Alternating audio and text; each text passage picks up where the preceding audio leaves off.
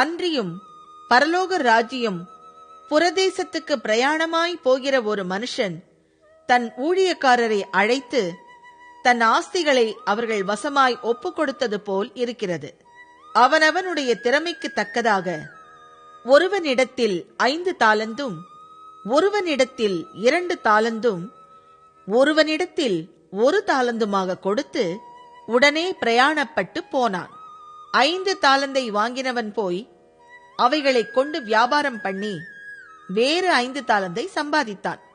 அப்படியே 2 தாலந்தை வாங்கினவனும் வேறு 2 தாலந்தை சம்பாதித்தான். 1 தாலந்தை வாங்கினவனோ போய் நிலத்தை தோண்டி தன் எஜமானுடைய பணத்தை புதைத்து வைத்தான்.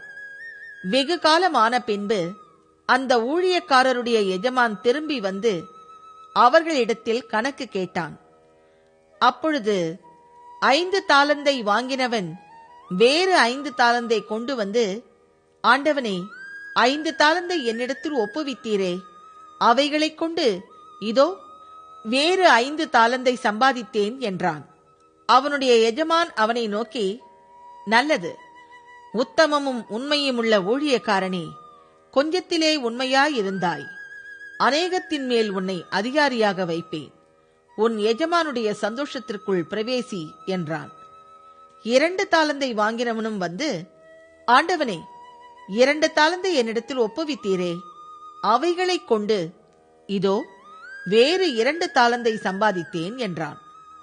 அவனுடைய எஜமான் அவனை நோக்கி, நல்லது, உத்தமமும் உண்மையுமான ஊழியக்காரனே, கொஞ்சத்திலே உண்மையாயிருந்தாய், அநேகத்தின் மேல் உன்னை அதிகாரியாக வைப்பேன், உன் எஜமானுடைய சந்தோஷத்திற்குள் பிரவேசி என்றான். 1 தாலந்தை வாங்கினவன் வந்து, ஆண்டவனே, நீர் விதைக்காத இடத்தில் அறுக்கிறவரும் தெளிக்காத இடத்தில் சேர்க்கிறவருமான கடினமுள்ள மனுஷன் என்று அறிவேன். ஆகையால் நான் பயந்து போய் உமது தாலந்தை நிலத்தில் புதைத்து வைத்தேன், இதோ உம்முடையதை வாங்கிக் கொள்ளும் என்றான். அவனுடைய எஜமான் பிரதியுத்தரமாக, பொல்லாதவனும் சோம்பலுமான ஊழியக்காரனே, நான் விதைக்காத இடத்தில் அறுக்கிறவன் என்றும் தெளிக்காத இடத்தில் சேர்க்கிறவன் என்றும் அறிந்திருந்தாயே, அப்படியானால் நீ என் பணத்தை காசுக்காரர் வசத்தில் போட்டு வைக்க வேண்டியதாயிருந்தது.